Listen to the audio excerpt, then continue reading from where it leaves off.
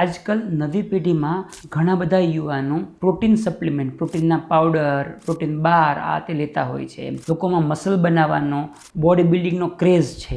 મિત્રો જો પહેલી વસ્તુ કે પ્રોટીન શરીર માટે ખૂબ જરૂરી તત્વ છે, આપણે બધા સમજીએ છીએ, પરંતુ કોઈ બી વસ્તુનો અતિરેક નુકસાન કરે છે.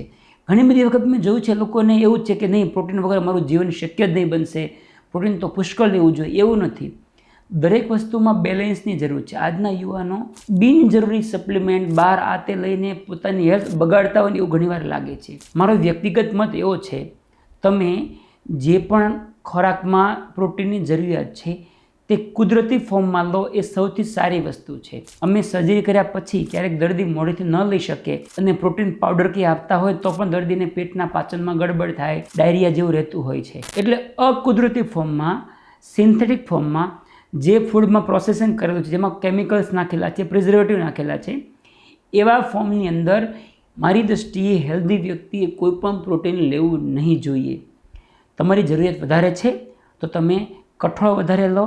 તમે પ્રોટીનના ઘણા બધા સોર્સ છે, એ કુદરતી ફોર્મમાં પ્રોટીનને લો અને એ રસ્તો સાચો છે.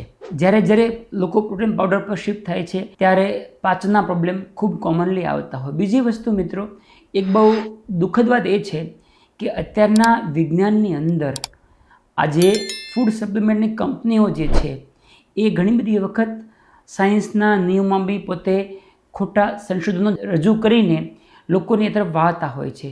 એક એક્ઝામ્પલ આપું, આજે કોઈ કંપનીને પ્રોટીન પાવડર વેચવો હોય છે તો એ શું કરશે?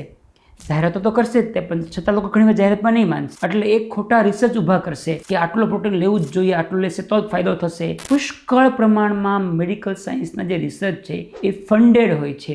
એ રિસર્ચને કોઈ કંપની પૈસા આપી અને પોતે કરાવતું હોય, અને ઘણી બધી વખત એની અંદર જે આંકડા હોય છે એમાં મેન્યુપ્યુલેટ કરેલા હોય, અથવા તો સંશોધનની ડિઝાઇન એવી રીતે કરે કે કંપનીને જે પ્રોડક્ટ વેચવી છે એ પ્રોડક્ટ જ સારી દેખાય.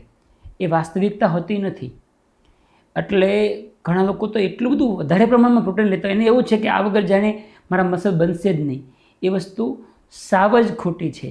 તમે ઘણી બધી વાર જોયું હશે, ઘણા બધા લોકો જે બહુ હાર્ડવર્ક કરતા હોય, મજૂરીનું કામ કરતા હોય, એના તમે મસલ્સ ખૂબ સ્ટ્રોંગ હોય, એના ખોરાકમાં ક્યારેક કોઈ 150-200 ગ્રામ પ્રોટીન લેતા નથી. એટલે પ્રોટીનનો અતિરેક, ખાસ કરીને પ્રોટીન પાવડરની ઘેલછા, પ્રોટીન પાવડર, પ્રોટીન બાર એ જાણે પોષણનો સૌથી મહત્ત્વનો ભાગ હોય એવી ગેરમાન્યતા, આ બધાથી યુવા પેઢીને દૂર થવાની જરૂર છે.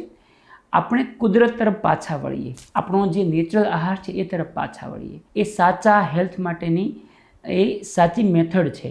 જેટલા નેચરથી દૂર જશું ને એટલું આપણું હેલ્થ લાંબા સમયે બગડશે. ધન્યવાદ.